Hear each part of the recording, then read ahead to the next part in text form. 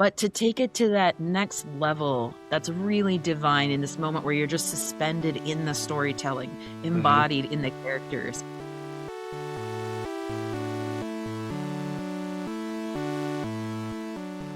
Recorded live from the corner of Yes Street and Avenue, it's the Roll for Joycast, where we quest in order to play our way to a world of holy wholeness. I'm your host, Alex, your roleplay paladin. And I'm your host, Anthony, your battle map boss. And I'm your host, Rory, your Dungeon Master Pastor. Today is episode 6, where we come back to the Joycast to talk about improv and storytelling at the table. But first, let's roll initiative and meet the players at the table. All right. I got my giant D20. The chonker. That's the closest D20 to me. Ooh. I got an 18. I got 11. Got a 9. 9. Rory, you got the highest in initiative. So, hey, here's the question for you. Our backstory question of the day. What was a time where you really had to improvise? I feel like I have to improvise with life daily with small children, but parent. I remember one particular story that I love about improvising was I was in New Zealand. It was Christmas Day, and I was on a bike trip with my friend Shad, and we were riding around the North Island of New Zealand. And my front tire on my bicycle exploded. And I had a spare tube, but not a spare tire. And we made it eventually through like this hot, deserty summer weather. The nearest house where a family of Maori people lived, the indigenous people in New Zealand. And they took us in and fed us and we had like a whole Christmas dinner spread and just invited us to their table. And there was this uncle who was like, I got something to fix this tire. And he left and he came back after like 15 minutes and he had a rusty, smaller tire that he had like gone to the junkyard or something and found like another bike tire. And so we put that on my bike and I had to improvise how to ride this now, which was like a hot rod sort of thing. Like there was a small tire in front and a huge tire in back or regular sized tire. And so I was like tilting downhill. And thankfully they drove us to the top of the next mountain. And then I just had to steer down to the best that I could. And so that was an improvisation. Absolutely. You know it's going to be a good story of improv when you say, thankfully, they were able to drive us over to the next mountain. Yeah. What a tale. Incredible. Yeah. Thank you. Well, Anthony, how about you? When was the time that you really had to improvise? Oh my gosh. So I used to run Adventurers League when I lived in Alabama, and I was constantly putting out fires, one thing or another. And we had a day where I didn't know that the owner had advertised that week that we were doing Adventurers League. I was used to our normal crowd coming in. I was great. Everything was fine. And suddenly we were triple the number of people we normally were. I had 9 tables at that time. And so, 9 tables worth of players. The minimum number we had was the table of 11-year-old girls. I don't know how it ended up being like that, but I had a table full of nothing but 11-year-old girls. And I ended up having to pull DMs out of retirement. I'm like, you come. They're like, what's going on? I said, you're not playing today. They're like, why? I was like, because this horde wants to play and I need a DM. And so I literally had to throw together an event for all these other people to be able to play. So I handed out a copy of an adventure that one of those one shots I always keep on hand. I'm like, sure, I'm emailing to you, run this. You got D&D Beyond, run it. And so they're like, okay. And we had literally, 16 tables that day playing. Holy wow. cow. Yeah, 16 tables, and most of them had 5 to 6 players plus the DM. My gosh. Yeah. That's a fun time. It didn't stay that way because unfortunately, literally a few weeks from then came COVID. And so those numbers never came back after COVID. That was it. That was the hotbed for COVID right there. Yeah. The owner was very happy with my ability to accommodate. I said, next time, can you give me a heads up so I have some stuff ready? Oh my gosh. Because we were like, the way he had a room that was nothing but like D&D tables, and there's a private room, and then there's the cafe. and the cafe had a bunch of tables. I'm taking cafe tables and everything, and I'm just making tables, making room for everybody. I go to what they call the war room, where people do like Warhammer 40K, tabletop war games. I'm pulling those tables, pulling the mats off of it, putting terrain away. And it's like, here, you guys get this table. I literally pulled every single table that was not in use out, and still had to go get another table so I could put chairs around it. It was like we were running some kind of tournament or something. It was crazy. Incredible. Great. Alex, when's the time you had to improvise? If anybody else is listening who's been in outdoor ministry or gone to camp, particularly Bible camp, I feel like you could tell a million stories about what happens with improv and having to make stuff up on the fly. But especially, my background is I worked at Camp Metagoshi, which is on the border of North Dakota and Canada. And I was running the part of the program that was for adults and kids with cognitive disabilities, their Voyagers program.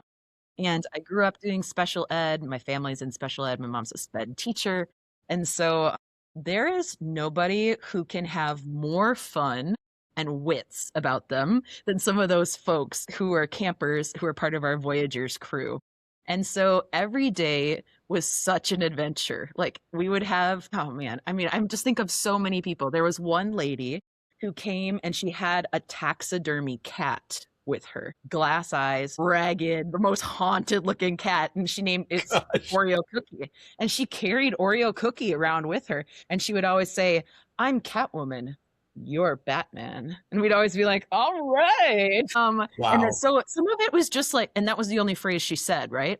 So how to have a conversation and worship and mealtime and hanging out with a gal who's like this. My spouse, we were dating at the time, and they were also working at camp, and there was a gentleman who was about in his 80s, and the assignment was, hey, just make sure he doesn't die. And so the whole time was just like all the craziest, kookiest things this guy could put through, including, sometimes wetting the bed shenanigans and all these adventures. So my spouse would come to the breakfast table like 2 hours late, exhausted, and here would come this old man kind of smiling right along. He was having a great time. But the ways that you end up doing worship, wherever people are coming, whatever time they're taking, the words that you sing, the way you tell stories. My favorite was when we said, what do you guys want to do this afternoon? And they said, sermons. So we said, okay. So there were some Voyagers who took a turn. They went up to the stone table that was the altar, and they told stories of the Bible. They told the Exodus story, quick fast forward to the crucifixion of Jesus, no resurrection. And everybody was like, yeah. So then you had to jump in there and figure out how to do a Bible study, like on the fly with what you had heard from the Voyagers that they shared. And then we sang a lot of Jesus Loves Me. So just like the most fun you could possibly have, and you never knew minute by minute what was going to happen. At full adults who were just like, here's what I'm up to. So That's awesome. Improv every day, all day. That's awesome. Yeah, it was really fun. Well, that's awesome. And we should have done this earlier, but I do just want to get pronouns out there for everybody. I'm Rory, and I do use he, him pronouns. I'm Anthony. I also use he, him. And I'm Alex, and I use they, them pronouns, please. Now, as we continue our adventure, let's check our sending stones, because some of you have already been casting your messages our way. And if you want to have your voice at this table, you also can reach us by sending us an email at joycast@rollforjoy.org, or hit us up on social media, where you can find us on Instagram or Blue Sky, Threads, Mastodon, at Roll4Joy. Roll the number 4 joy, and all of our links are on our website, rollforjoy.org. Now let's see what's come through the ether this time around. So we got a message in from the Netherlands. Matthias says, "Hey Rory, I've been following your website for about a year now from the Netherlands in Europe, and have been steadily going to your blogs and podcasts over the past months. I started playing D&D 7 years ago, and it didn't take long for me to slip into the role of forever DM. In my faith journey, I've come from a position of trying to please the strict God from my home church to a place where I need to discover the God of love every day again. My calling is helping people find true freedom in Christ in their everyday life through discipleship to Jesus. The concepts on your website where D&D meets faith are very intriguing to me, even though I feel like I grasp only a fraction of it. I'm looking for ways to start up a group in my hometown around this concept of growing as a person and as a believer through D&D. I have several questions, and I'll just read this first one here. How do I start? How can I form a group, and what would this look like in practice? Do you play D&D and then reflect on it as a group? Do you just play D&D with great intentionality to help the players and hope that they understand the lessons themselves? How does this whole thing work in practice? I find the concept intriguing, but I struggle with forming a picture of how it would actually work out. And so, when you are thinking about mixing faith and a game, how do you start? Anybody have thoughts they want to jump in on and share? I know for me, it starts with a crew of people that I trust and want to play a game with, where I know we share a covenant, like core values, which makes me think even back to. So I come from a Christian Lutheran tradition. We talk about things like the 10 Commandments, not because we're following them perfectly, but this idea that there are some laws of love, how we take care of one another. And Mhm. so when I play D&D, I'm looking for people who I know will like consent to those rules of laws of love and how we take care of each other. And that's like outside of the table as we interact with each other, but also in the table as we play the game. Because there's nothing like playing at the table and getting stuck with somebody really icky, doing stuff that you don't like and don't feel Yeah. comfortable doing. No. So for me, it begins in that community covenant. And really from there, incredible stories can go really deep. You can be vulnerable and you can be inspired because that's the community setup. Yeah, I think it's a lot of what I try to focus on is the quality of the community that you're Yeah. building around the table. And yeah, you do that through a shared covenant around what kind of game we're going to tell together. You use some safety tools around talking about like what sort of conversations are there going to be, what sort of conversations are there not going to be, how do we, what's an agreement on how do we get out of a conversation if we play our way into one that we find we don't want to be in that space. And that just that kind of quality of caring is the first foundation step. And when I start mixing in like stories of faith or that faith kind of content, if I'm going to do that, then I'm either like very intentional about like this is a game that we're going to play and we're going to work through like discernment challenges and we're going to talk about this sort of stuff, or we're going to work through and this is going to be a game where we're going to play through some Bible adventures and it's just clear and the people who come know that that's what they're getting into. Or you're going to play and maybe you're playing like my journey into D&D started when just a group of pastors were getting together and wanted to play. And one of the things that I wanted to play was I don't want us to play as holy people in this game. And so we had an understanding that there would be no religion in the game, but we kind of found it through adventure and kind of rebuilt it in our own way. And so there's lots of different ways of kind of incorporating it, but there's something just about the spirit and the freedom of play itself that you really don't need to add anything to it for it to be spiritually deepening. What you can do is reflect upon it afterwards. And so if you're in a group where you want to dig into that sort of stuff, then intentionally set a time after play where you're gonna, kind of share highs and lows from the game, and then like have an invitation for asking questions about what happened in the game, and have like a common understanding that we want to reflect on this together. And then you reflect on that experience of play. And that's where I think a lot of the depth I've experienced is where that comes up, is by reflecting then upon what came up just in the freedom of play. Mhm. Anthony, what are your thoughts? Really, you guys both covered the kind of things I was going to say, but quality over quantity. I would rather have like a few really good players, people that not just enjoy playing the game, but they enjoy each other's company even outside the game, right? I run online games a lot because of my disability. I don't get out much, but you know, I have a bunch of online people that I run for, and these are groups that are complete strangers, right? They don't know how they're going to interact with each other. But what I've noticed is that the groups that stay together are the groups that end up having conversations outside of the game, that they talk about things. Like, for example, I had a player that was going through something, and they didn't share it with me, which is fine. I don't expect it. But they shared it with one of the other players. So when they didn't show up, I'm like, hey, we're so and so. And they said, if they're going through a thing, it's okay. I know about it. It's cool. And having that level of trust within a group of people is essential.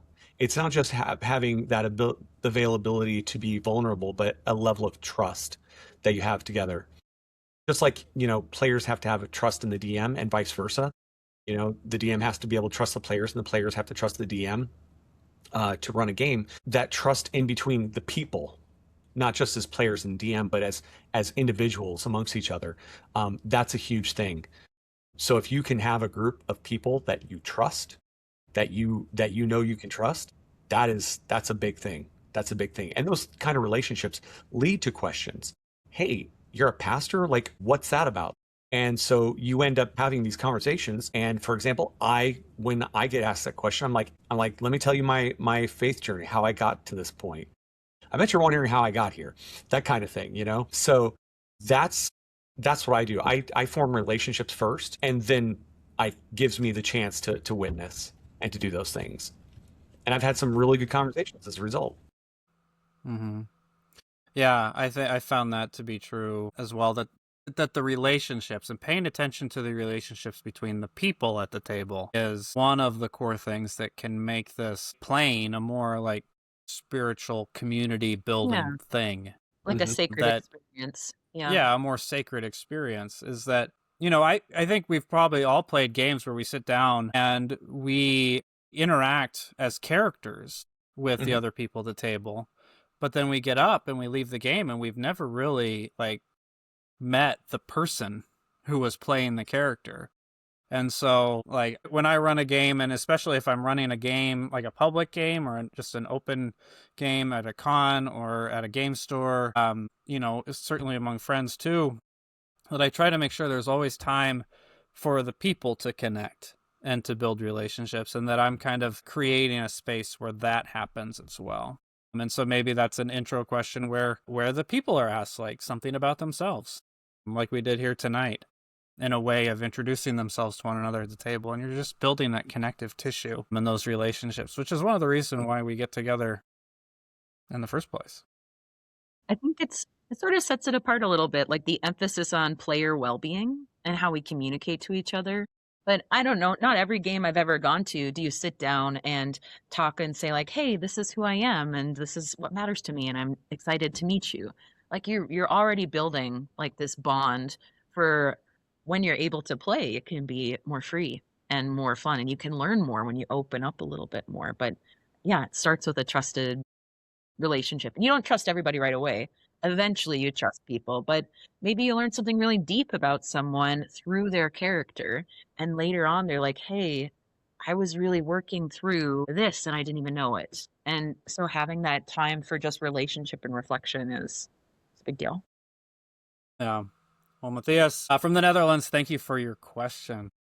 Yeah. Well, now it's time to get to the heart of today's quest. Every episode, we take on a new main topic, and today it's this: how do we rock the role play?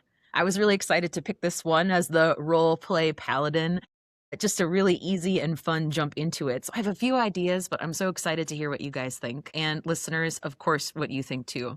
But I think there's a few fundamental things that when you build a strong foundation, then you can just go crazy and have a lot of fun. Roleplay has to do with sinking into and embodying, living in the body of a character and just playing as that character. So when you start your groundwork first, that's a solid structure that lets you just be creative on the fly. So first you create a head and you have just a template of the basics, and then that lets you be really spontaneous and free. So first the structure, then the play that comes with it for that live time creativity.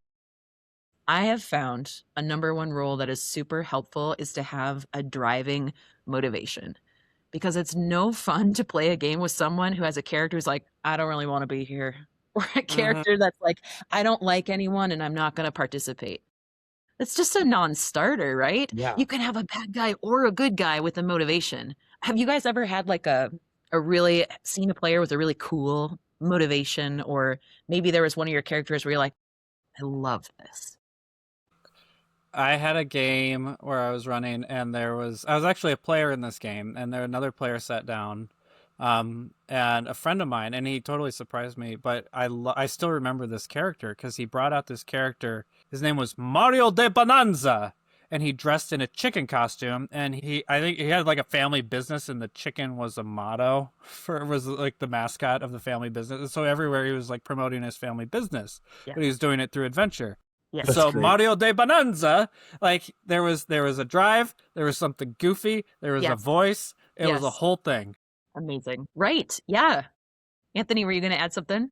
Yeah, no, I think that's that embodiment. One of the things with embodying the characters is this whole cool concept, and I love this, where no matter what character you create or role play, a bit of you is going to come out into the character. Absolutely. One of my Absolutely. favorite games I played was I was getting kind of burned out DMing. I'm a forever DM. But I love doing it. But every once in a while, I like the chance to play. And one of my friends like, hey man, I know you're burned out. I know you need a break. I've got a really cool idea for a game I want to run, and it's not D&D. I said, okay, cool. What do you want to run? And he took a combination of the game Kids on Bikes, but used the Tales from the Loop concept of, this is like the 80s kind of thing, the weird 80s and all that stuff. And then he put that in a Call of Cthulhu world. So we're So children, your friend invented Stranger Things, is what you're pretty saying? much. And that was before Stranger Things had come out. Yeah. And the character I played, like I'm sitting there trying to say what kind of character I want to play. And part of it was we had to bounce around and talk about how our relationship was with somebody else, with each of the other players, like the Interesting, characters. yeah. So my character Uh-huh. knows your character knows my character. How do we know each other? And it was funny because I was like the central spoke of the hub, and everybody else were spokes that everybody knew everybody else because of me. But the problem was you also had to do like give one positive thing about them and then like one flaw or something. And they made my character so like sickly and handicapped. I was like he had PTSD from something. They invented your parts of your story? Yes. We I don't know invented about parts of that. each other's story. So I'm like, okay, so I'm this kid who has like very sickly, stuff. I'm always sick, things like that. But then I was like, how am I going to play this character? What am I going to do with this character? And I really thought, I was like, you know what? It's a version. I'll play this as a 13-year-old version of me, like what I was like at 13. And it ended up being one of the most fun games I've ever played. Granted, the game started, let's solve a mystery, gang, to, oh my gosh, there's this bear, it's going to murder us. And yeah, that was a thing. But yeah, no, we played that game forever, and it was great because we dress up with like 80s gear, like headbands, the popped collars, Nice. stuff like that when we go into play, and it was a blast, But yeah, that whole part of bringing part of yourself into your character is something you can't really even get away from. It's one of those, and it's even better if you embrace it. It's fun to play something that's not like you, but it always ends up being like you or a part of you. Totally, like one of the points that I wanted to bring up. I think it can be really fun to pick a character who you see as totally not like you at all. And you might say, okay, here's who I'm gonna be. And through play, you begin to create imagination and empathy for someone who is different than you. You see them as mutual joy, mutual suffering, and suddenly they're way more accessible than they were. Like all of a sudden you're like, oh, whoa. I think about Rory when you played a villain, Kiriara, and how originally she was someone who was such an antagonist, and eventually a character that really grew to be like a beloved character, if a little bit naughty. And so, Yeah, well, I found out I had a lot more in common with her than I wanted to find. right, it's so But I played fascinating. her because I was DMing a game where she was a villain. I thought like, oh, this is a character who's going to be a main villain in this game I'm GMing. like take that concept in this other game where I'm a player and just kind of develop her character a little bit, um and yeah, it was came to have quite a new understanding for her.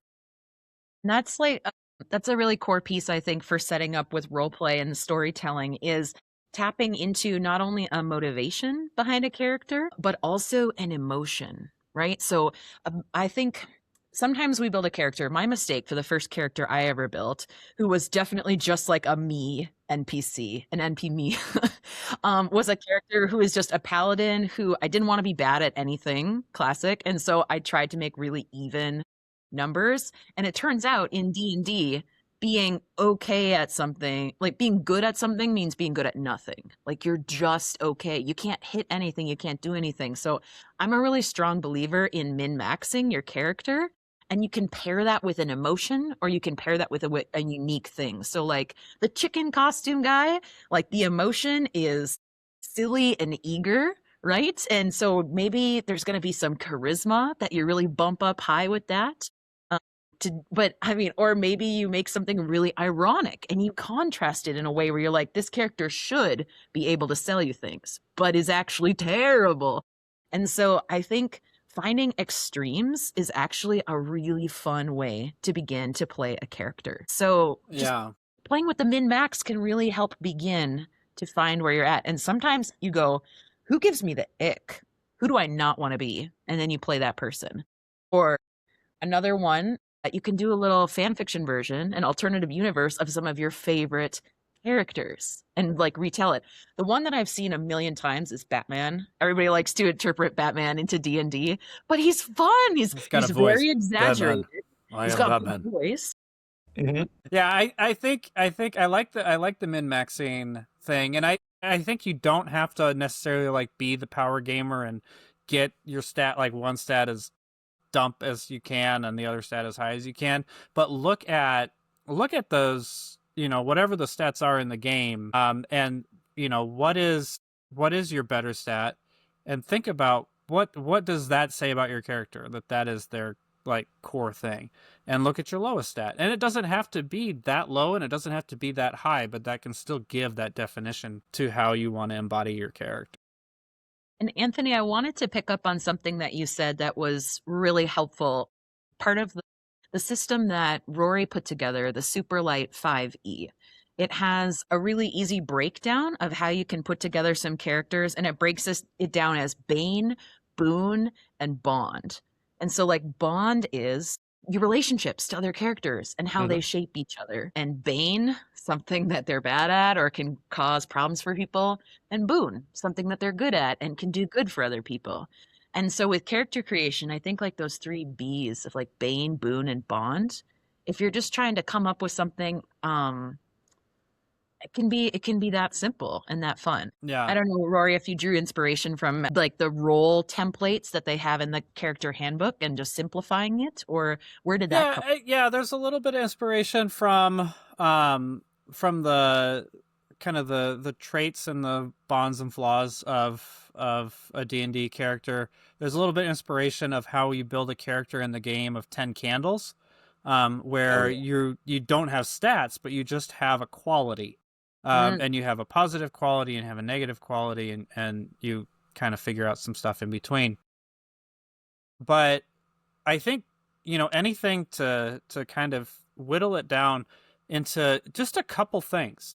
Yes. Like Bane, Boon, and Bond, that's 3 things. And you don't even need to like fill it out that much. I like what you named earlier, like create the structure, the head that you're going to play into. So do a little pre-work when you're thinking about your character, and don't be afraid to create something. Like create a thing. Like it's you get to tell that's your part of the story. And you can write a 20-page backstory for your character and do that deep work, and you can embody that character in that way, and that works. You can go full method and really dive in if you want. Or like for play, even if you get just a couple things and you know nothing else about this character except like what's their motivation and how do they talk. Yep.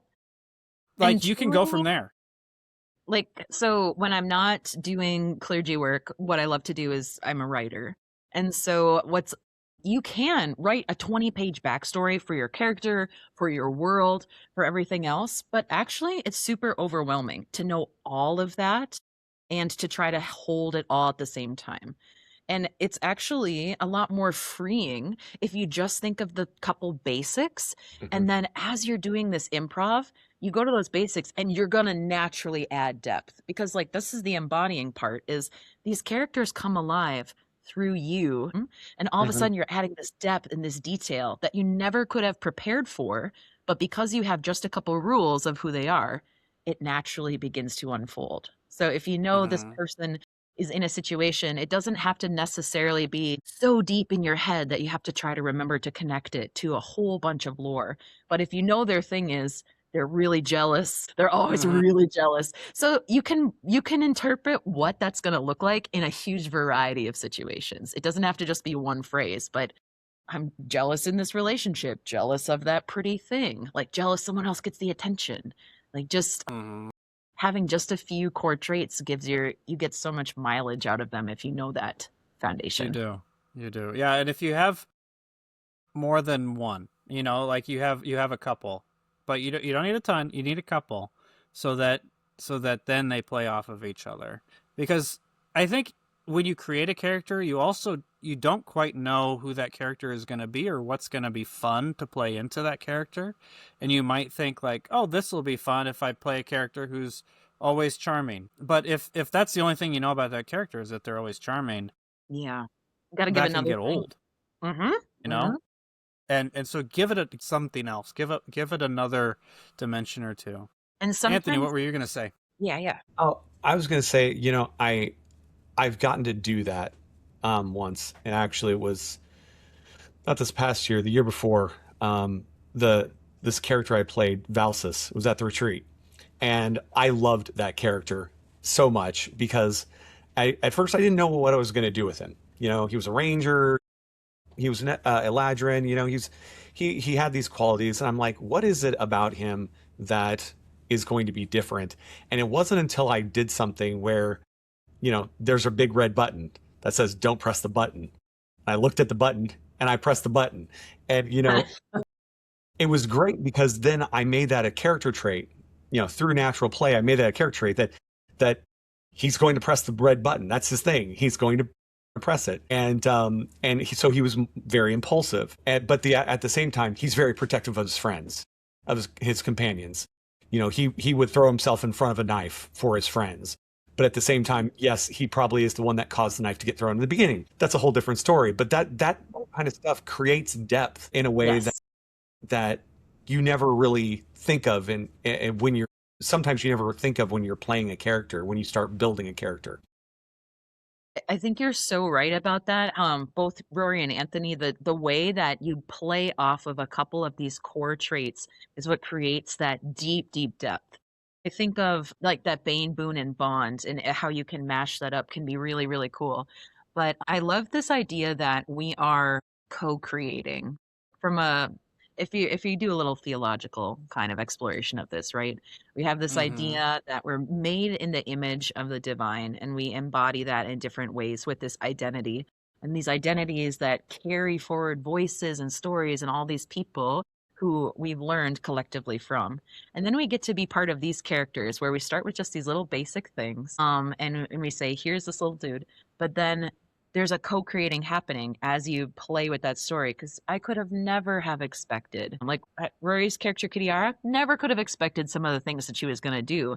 Did know she was reckless, did know she was a little villainous, did know she was arrogant, never knew she was going to become a glory paladin. Like there's so many, but you just build it as you go, and some of it is what's ironic, what's unexpected. Sometimes you can say, what's the worst thing that could happen? What's the best thing that could happen? And those are ways to help you find where those tensions are because having just a few traits, but having some tension between them really makes for interesting improv and storytelling. Yeah. Oh yeah. But I love this idea of the co-creating of the Holy Spirit coming in and doing that work with us. This idea of divine play as creating identity because we're constantly doing that for ourselves as people. And so to acknowledge how that works, how fluid that can be and how we create identities through characters, and then all of a sudden we're like, oh my gosh, I think that was Anthony who just talked right there. Mhm. um, even if it's your total nemesis or someone you designed to not be you. Hmm. It's very fascinating, and it becomes this encounter with God and an encounter with others that is just very, very cool, as much as it is playful. Yeah, I love that drawing out that co-creative aspect, and just leaning into that. And that's one of the things I love about a game, like D&D or other tabletop role-playing games, is that it is a collaborative, creative experience, and that life is a collaborative, creative experience, and that our sacred scriptures are collaborative, creative exercises in trying to figure out, we've had this experience with the divine. What Mm, is that, and how do we put that into language? And that scripture is just people trying to do that together, yes, and across history. And that when we kind of are able to have, like, play into characters and understand characters from more than one kind of point of view, or as more than just one thing, then I think that also gives us a better capacity for imagining others as more than just one exactly. thing.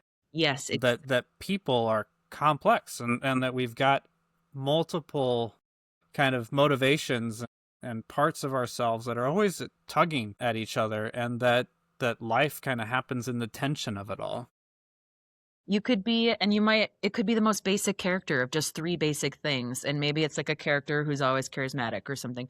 And as you tell the story together, things happen. And this character suddenly can have this really profound exploration of who they are and where they've been. And like, never, never would have expected how it was going to go.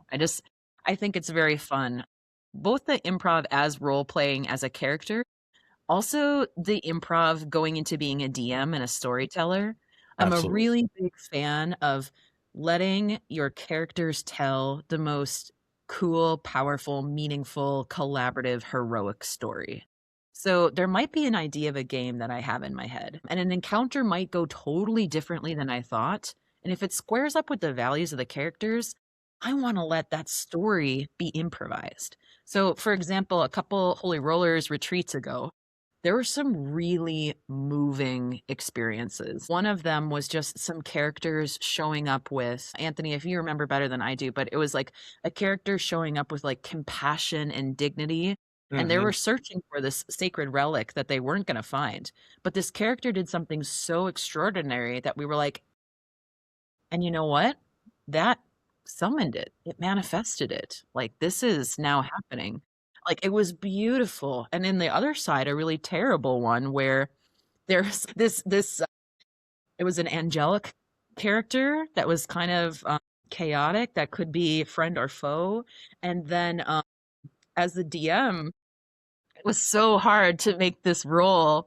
And the characters were, gosh, help me tell it, Anthony. You were at this table when it was the hardening of heart angel, right? Like it was, Yeah. what do and the improvising was the coolest D&D experience I think I've had, because as players, they were like trying to change the mind and the heart of this Hmm. dangerous being. And I'm pretty sure I rolled a crit fail, and that resulted in this battle, like no redemption, hardness of heart. What do you remember about that? Because like we all told it together, and Yeah. improv, it was not how it was supposed to go, right? Yeah. But Oh my but gosh. that's how it went. Yeah. I wasn't at the table, but I remember hearing about it during tavern time. And I was Yeah. just so in awe of that. And you were talking about DMs. I think another important aspect of being a DM is providing moments, or providing opportunities for there to be powerful story elements. Yes. Yeah. No, absolutely. Having a character finally find her brother after all this searching, and she finds him dying, and she doesn't have the ability to save him, and she's literally sitting there with her brother dying in her arms. There's a battle raging around her, and all she's doing is holding her brother, and watching that, make that character decision over the combat decision. The game, the making that character decision. She's like, I'm no I'm in no place to be able to run in combat. And, the bad guys didn't see her as a threat. She's just sitting there, whatever. We don't even know what she can do, if she can do anything, so whatever. And after he died and she's crying, she gets up, and then you see this righteous vengeance of rage coming through her character. And it was a really cool moment. I had a table of middle schoolers that I was running for. The first time I ever organized Adventures League. I had to create this, you want to talk improv, I had to create this NPC on the fly. One of my players, who was my son, he's like, how much does it cost to do a cab? I'm tired of walking all over Waterdeep. I said, it's 1 copper piece a mile. He says, I throw the guy 10 gold and say, you work for us now. So I had to come up with this NPC. And this NPC was Greg the cab driver. And I came up with this thing that he had the unique ability to drive at breakneck speed through Waterdeep and never get caught. Like he never got caught. Well, they get to a point where they're facing off. They have the MacGuffin and they're facing off against a bunch of people. And I kind of show them with their hands kind of behind their backs under their cloaks. And I kind of planned this moment. And, as a DM, I knew I had an idea of what it was going to do, but I wanted to see it. I want to see how they dealt with it. And one guy's trying to talk them down. Another player is in there whispering in Greg's ear, when I give the signal, just drive straight through them. And finally the guy who's negotiating isn't getting anywhere. And so the guy who's saying to run through him goes, for glory. And as I go, and I start playing music because I'm setting out the minis. And I know where the music is. And the music is O Fortuna. And it's the opening of it, and until it gets that big rise, Well, I describe as they pull out their hand crossbows. These kids are coming out of their seats, and you can see they're excited. Combat's getting ready to start. And I said, and you watch in horror as they pull out their crossbows, and you realize they're not aiming at you. And as the thing, it's the dun, dun, dun, dun. Greg takes like 4 crossbow bolts to the chest. He death grips the reins, falls backwards into the thing. The horses get cut down by the remaining bolts, and they realize they can't go anywhere. But these kids don't care about that. It was Greg. Mm-hmm. And you hear one of them yell, "No, not Greg." Their eyes are misting, and I'm like, "Oh my god, I may have gone too far." And this one kid, he'd never said a bad word in his life, and he cursed at that point and said, "Roll for initiative." He threw his D20 against my DM screen. It still has that dent. It's a wooden DM screen. It still has that dent. Providing those opportunities for players to have those moments. Yes. And when you get a player invested enough where they care about this NPC more than their own characters, that was something big. And then to watch them afterwards spend every last copper they had to take him to the temple to bring him back from the dead, that was something. That was something. Mm-hmm. As a DM, trying to provide those moments where they can. You're making room for that story to be told. Like, it might not have been, it maybe wasn't the original combat. It maybe wasn't the original way you were setting it up, but like the improv that drove that was so human and so powerful and so emotional, and was so much learning and community that it's like, hey, that's where the story needs to go. Yeah. And I think you both kind of bring up the impact of playing your failures. And bringing failure to the table. Usually when we sit down to play a game, we don't want to fail. We want to win. So it can be kind of counterintuitive to look for fun in the failure. But anytime you set out to create a stories, what creates an interesting story is ups and downs. And so as a DM, if you're crafting that out and kind of planning that encounter, and you're like, okay, I'm going to set up for this big moment. I got soundtrack, all that stuff. Or if you're just rolling a dice and you roll a 1, like Alex, you did, and you make the choice then to play into that and to say, this is what that means. And as a player or as a DM, if you play into your failures and just say, okay, I failed, and now what's the next step? Mm-hmm. And you create that experience at the table where you go from just like, okay, we played and sort of told a story, to like, holy cow. Yes. That's the story I want to tell again and again and again. Right, that's what takes it from like we're playing D&D and it's fun to just play D&D, of course it is, or dramatic depending on the setting that you're in. But to take it to that next level, that's really divine in this moment where you're just suspended in the storytelling, Hmm. embodied in the characters. And then like you said, so living into the failures is one of the ways to do that. Living into the camaraderie and the Hmm. heroics is one way. I love to let people figure out victory and just triumph together. Like, Hmm. this very cool. Something can be so well executed. Just letting people go into that depth is very neat. Or while you were telling that story about living into failures, I wanted to share one from our last retreat that there was one that changed the entire course of the campaign for the weekend for me. I made Yeah. I made this random NPC who was a grandma, and she was like real ornery, and she was sitting out in a thunderstorm, and everybody else went into the house, and she was in her rocking chair, and her thing was she would say like, bring it on, I can't die, and all the characters were like, come on in, and she's like, I can't die, and it was a wild magic storm. So I said, okay, we're gonna roll to see what happens, and I was having the characters taking turn roll, and they rolled out of the entire table, they rolled a 99 on a D100, and that was the Wild Magic Storm released Power Word Kill. Yeah. Really struck the closest person dead. This random. So her story ends with her going, "You can't kill me," and then she dies and falls down dead. So we had to figure out how to do that like Monty Python style, so that it wasn't too traumatic. And I really was like, oh no. So we had this moment where we all were sitting around the table frozen, like, my God, I can't believe you just did that.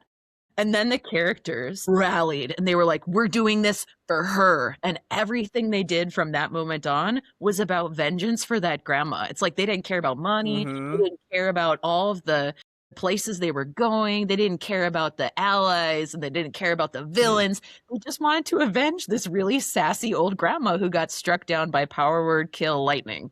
And that was Yes. never what I intended for the whole weekend. And that was all they were just locked in. They were like, this is it. It was all they cared about. It was That's great. so sometimes one dice roll and one improv move, you have no idea what the gravity of it's going to be. So like playing into the failure or playing into the humor. I really love that we teach and use some of the safety tools like press pause, press stop, press fast forward, press rewind. Because sometimes you do make a mistake and it's like, ooh, I do want to walk that back because I don't love how that happened. And if you're in a safe group of people, they can go, yeah, let's do that. Not just because, oh, I didn't want to roll a -1, but Hmm. like maybe your character makes a choice and you're like, I don't know if that sits with my conscience super well.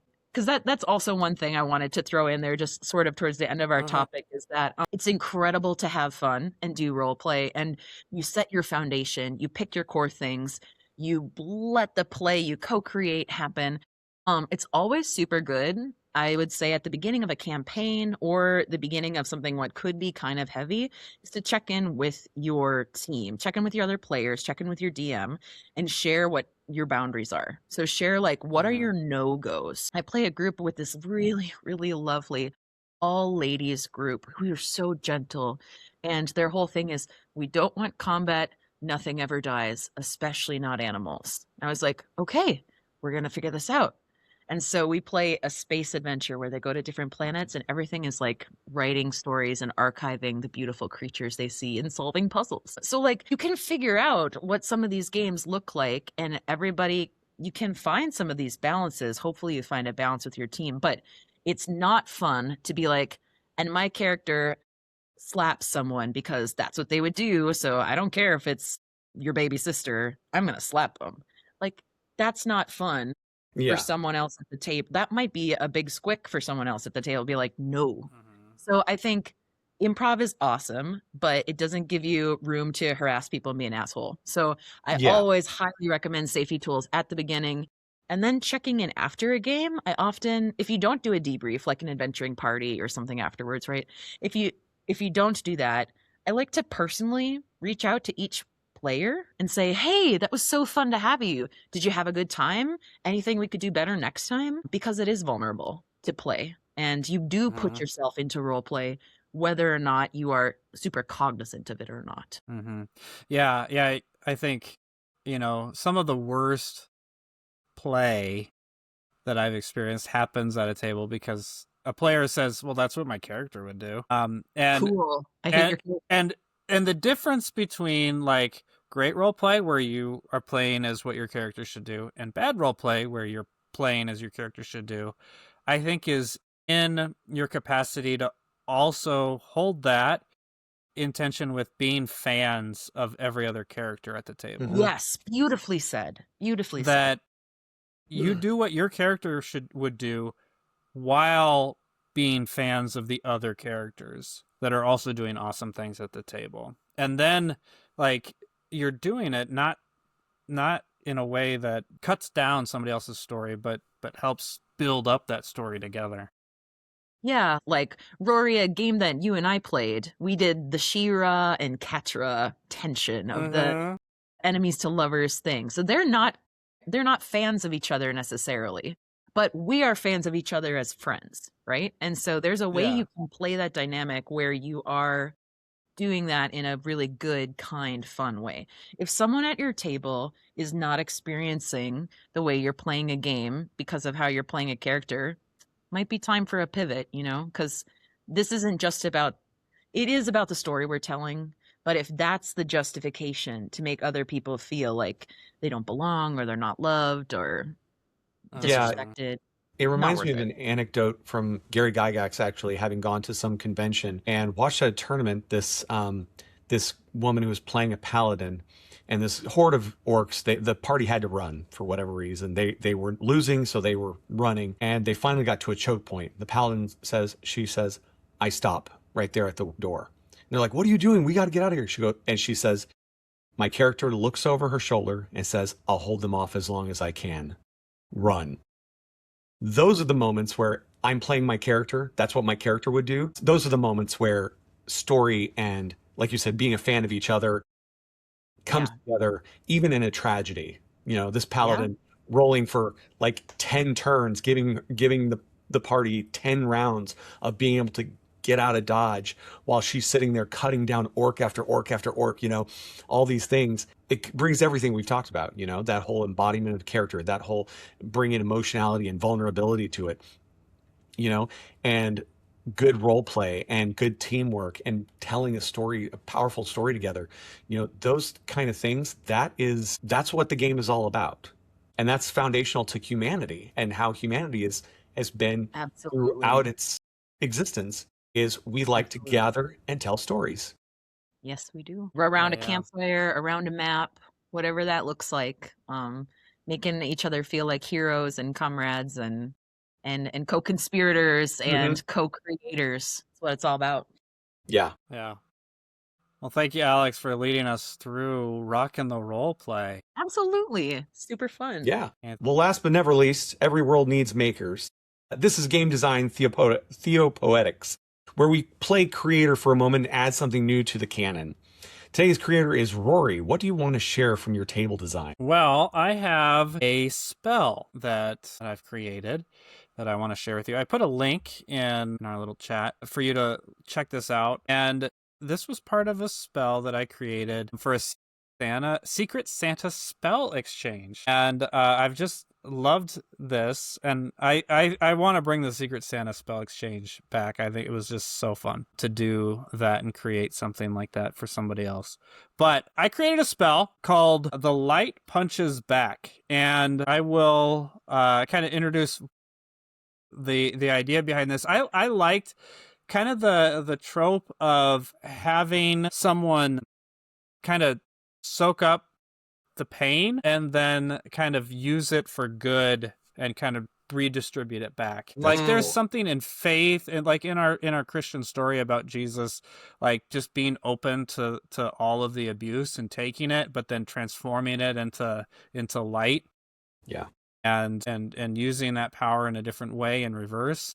There's something kind of in those scripture verses around about kind of that suffering produces endurance and endurance produces character and that what I found personally, and this is, this is your own journey, and everybody's kind of got to go through it in their own way. But for me, when I've had experiences where I've suffered something, like my son has a rare genetic disorder, took that and then I wanted to do something with all that energy and put it out into the world. And so I ran my first and only marathon raising money for research to kind of find cures for this genetic disorder, or did public advocacy around that disorder, but taking that kind of personal pain and putting it back out into the world in a different way. And so that's my inspiration for this spell, which I call The Light Punches Back. It's a 2nd level transmutation spell. It takes an action to cast. You cast it on yourself, and the components are verbal, somatic, and material. You need a single lace glove for some reason. I don't remember why, but it's a concentration spell. You concentrate on it up to a minute, and here's what happens. You glow with radiant light. Until the spell ends, you shed bright light in a 10-foot radius, dim light for an additional 10 feet, and have advantage on Constitution saving throws that you make to maintain your concentration on a spell when you take damage. While you're glowing, you can use an action to admonish a creature that you try to touch. Make a melee spell attack against the target. On a hit, the spell ends and you deal twice as many points of damage as you have taken since casting this spell. And the damage you deal is radiant damage. That is cool. Super fun. I love like the backstory to it. That's maybe my favorite part about homebrew spells and stuff like this, is that there's such a cool intentionality behind it, and you don't always see it immediately. But then when you do and you connect the dots, you're like, oh, love. So I'll post this up on our Roll for Joy Instagram, so you can follow us on Instagram and grab that spell for use in your game at your table. I've given this. I've given it away to players. Like I've had players find it or find items that do this. I've never had anybody use it. So I have a DM goal of I'm gonna have creatures at our next retreat use this spell and then see what's grab it. Yeah, I love that. I love the idea. Connecting back to what we've said at the table today, I love the idea of a one way that you can be a big fan of the other people at your table would be to make like, what is the most ideal spell or weapon that I could give my bestie? Like if Secret Santa in that kind of way, if I know who's Anthony's character and we get to know your foundation, we get to see you play in this character for a little bit and be like, you know what? This would be the coolest, funniest, best weapon or spell or armor or something for that character. That'd be a really fun activity. Yeah. Yeah. You know what I'm doing with my players for Christmas? I know what I'm doing with my players for Christmas this year. We know what we're doing for Christmas. Woohoo! All right, folks, that's it for episode number 6 of the Roll for Joycast. And this is, before we sign off, I do just want to say we're restarting this podcast after a little bit of a hiatus, and we've got a couple extra folks that have been on the podcast before, Anthony and Alex, as guests, who are back as hosts now. And Trin was my co-host on this podcast, and she's had to step away as life got busy with her becoming a therapist and working through all that, which she's going and doing awesome at. Yeah, she's awesome. So we wanted to carry this on and continue the conversation. Join us. We're going to be recording and putting episodes out once a month. And if you want to catch our recording sessions, those you can catch on Twitch, where you'll see the actual recording before the live recording before we put out the polished, edited episode. So, thank you, Anthony and Alex, for stepping up and joining as co-hosts. It is great to have you. It's great to be here. And we'll be back next month. And next month, we're going to face off against battle maps and teach you how to be a battle map boss. Well, Anthony will, anyway. Until then, you can give us a rating, leave us a review on wherever you're catching this, and reach out to us at rollforjoy.org or send us an email at joycast@rollforjoy.org. And you can find links to all of our socials there. And you can also find out information on that retreat. We are gearing up for this year's Holy Rollers retreat. that's coming up in August of 2026. Signups are live now. And if you want to sign up and the early bird period has passed, you can still get that early bird price by putting in Joycast as your cheat code to an early bird price, no matter the times.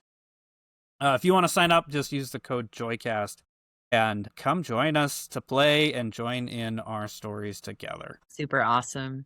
Now, remember, folks, journey together. Find the fun. And hold on to hope. We'll see you next time.